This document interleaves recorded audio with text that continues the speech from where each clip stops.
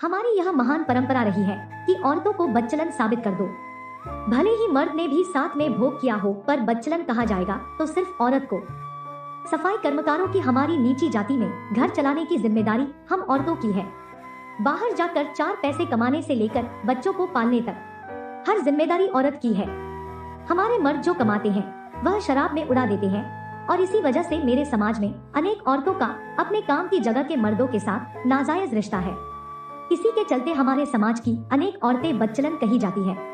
दिन के उजाले में सभ्य समाज के लोग नीची जाति की परछाई से भी दूर भागते हैं, लेकिन रात के अंधेरे में इन्हीं नीची जाति की औरतों को भींचने, उनके साथ सोने, मुंह में मुंह डालकर चूमने और उनके जिस्म की खुशबू सूंघने में उनका धर्म नहीं बिगड़ता है। मुझे बच्चलन होने का पहला सबक मेरी चचेरी बहन निक्की ने दिया। मुफ्त राशन पाने के लिए वह दुकानदार को खुश करती थी। एक बार निक्की मुझे भी राशन बांटने वाले बनिए की दुकान पर ले गई। दुकानदार का लड़का हमें दुकान के पीछे बने बाड़े में ले आया। तेल के खाली ड्रमों के पीछे वह निक्की दीदी के साथ बहुत देर लगा रहा। मैं दूसरी तरफ मुंह करके इस तरह खड़ी हो गई कि उन्हें एकांत मिल जाए और साथ ही दूसरी तरफ से किसी के आने की निगरानी कर सकूं। कुछ देर तक दीदी के सिसकने की आवाज आई और फिर वे अपनी जीन्स और टॉप ठीक करते हुए बाहर आई। इस घटना ने मुझे समझ दिया था कि जब दीदी मुफ्त राशन के बदले यह सब कर सकती थी, तो पैसों के लिए इसे करने में क्या बुराई है। मुझे भी अपने समाज की शरीफ औरतों की तरह नाक पर रुमाल बांधकर और हाथ में दस्ताने पहनकर किसी माल, रेलवे स्टेशन या बस अड्डे का शौचालय साफ न करना पड़े। इस बात से डरकर मैंने भी निक्की दीदी के बताए रास्ते पर चलने का फैसला कर लिया था। मैं खूबसूरत और थोड़ी पढ़ी लिखी थी। अनेक मर्द मुझे अपनी बाहों में लेने के लिए बेताब थे। उस समय मेरे जोबन पर सावन की बहार थी। नए नए खिले हुए उभार पुरानी नाप के कपड़ों को फाड़कर बाहर निकलने के लिए बेताब थे। रोज रोज मर्दों की छेड़खानी का विरोध करने से अच्छा था कि समझौता कर लिया जाए। मेरे बनाए हुए कई दोस्त अमीर और सभ्य घरों के थे, जिनकी निगाह मेरे बदन पर रहती थी। मेरे ज्यादातर अमीर दोस्त सीनियर सिटीजन थे, जो मुझे चोरी छपे दुकानों के पीछे, पुलिया के नीचे या बन रहे मकानों में नहीं ले जाते थे। मेरे अमीर दोस्त तो मुझे उन महंगे होटलों में लेकर गए जिनमें इसके पहले मेरे समाज की कोई लड़की इनके टॉयलेट साफ करने भी न गई होगी। मैं निक्की दीदी की तरह सिर्फ राशन के लिए अपना शोषण नहीं करा रही थी, और इसी वजह से समाज ने मुझे बच्चलन करार कर दिया था, जबकि निक्की दीदी एक बेचारी थी। कुछ भी हो, लेकिन मैं अपनी जिंदगी से संतुष्ट थी। 25 साल की उम्र में जब मैंने अपने कमाए हुए पैसों से स्मार्टफोन और एक स्कूटर खरीद लिया, तब समाज के ठेकेदारों को यह सहन नहीं हुआ। उन्होंने मुझे आवारा और बच्चलन साबित करते हुए मेरा घर से निकलना दूभर कर दिया। परिवार पर दबाव बनाकर मेरी शादी करा दी। मेरा पति राकेश एक प्राइवेट कंपनी में ट्रक ड्राइवर था। सुहागरात के बाद कुछ ही दिन वह मेरे साथ प्यार कर सका। लोग कहते हैं कि मुझे अमीर और स्मार्ट लड़कों की लत लग चुकी थी। मैं ही बच्चलन थी, जबकि असलियत यह थी कि मुझ जैसी खूबसूरत बीवी पाकर मेरा पति राकेश बौरा गया था। राकेश के ऑफिस के अमीर दोस्त पार्टी मनाने के लिए अक्सर हमारे घर आते थे। जल्द ही मैं उनकी नजरों में चढ़ गई। शराबी राकेश से बिस्तर पर कुछ बनता नहीं था, और उसके दोस्त मेरे कपड़ों की चीरफाड़ करने और मेरे जिस्म पर सवारी करने को बेताब थे। एक दिन जब राकेश ने मुझे घर खर्च के पैसे देने में आनाकानी शुरू कर दी, तो मेरा सब्र जवाब दे गया। मैंने राकेश के दोस्तों से समझौता कर लिया। राकेश के सभी दोस्तों द्वारा दर्जनों बार मेरा उपभोग करने के बाद मेरी ससुराल में मुझे आवारा और बच्चलन करार दिया। मुझे पैसों का लालची बता दिया। राकेश की फैक्ट्री के मालिक का लड़का संदीप मेरा पहला बॉयफ्रेंड था।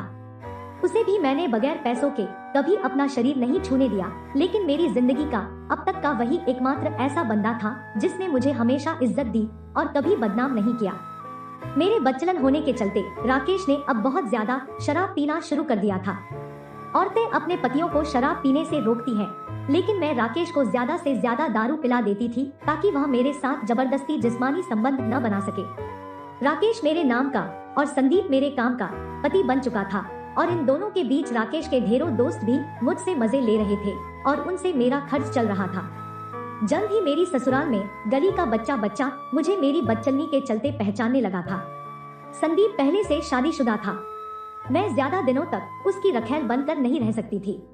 वह अब मेरे खर्चे उठाने में आनाकानी करने लगा था, लेकिन उसने मुझे अपने एक दूर के अंकल के स्कूल में नौकरी दिलाकर इस अजनबी शहर में मेरी रोजी रोटी का इंतजाम करा दिया था।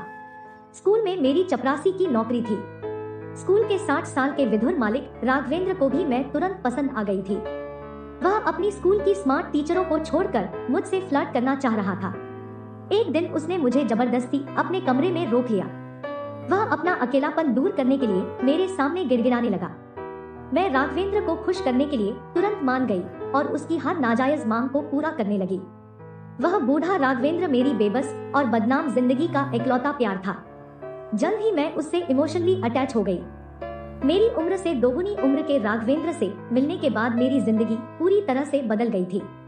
उसकी पत्नी 5 साल पहले स्वर्ग सिधार गई थी। अमेरिका में सेटल उसके बच्चे कोई खैर खबर नहीं लेते थे।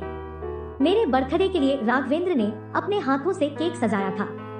बर्थडे मनाने के बहाने उसने मेरे पूरे शरीर पर केक लगा दिया, फिर अपनी जीभ से साफ किया।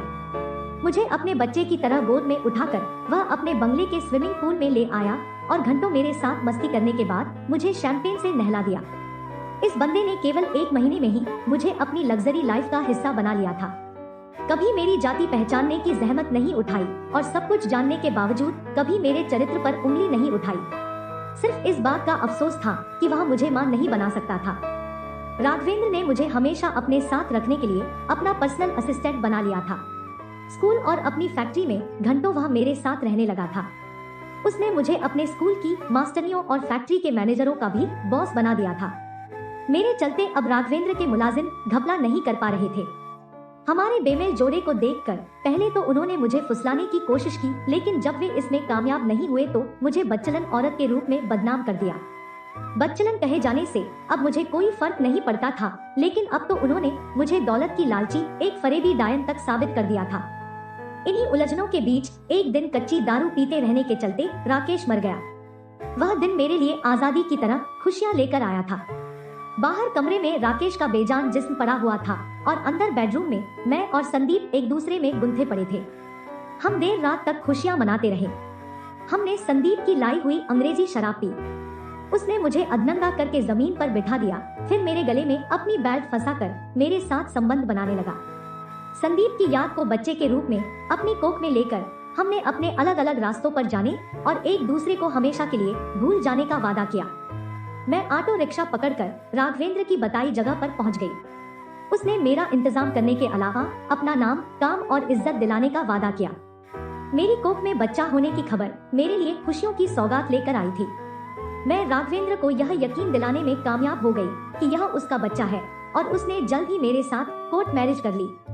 मैं आज भी एक अमीर घर की इज्जतदार औरत बनना चाहती थी, लेकिन राघवेंद्र के स्कूल और फैक्ट्री के मुलाजिम मेरी बेवफाई और बदचलनी को साबित करने में लगे हुए थे।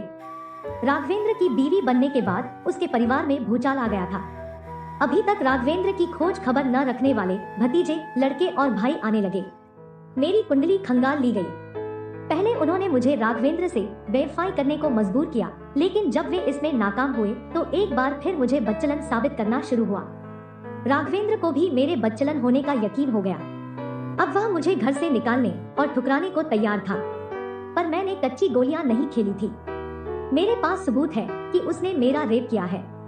यह कार्ड खेलते ही सब आरोप हवा हो जाएंगे।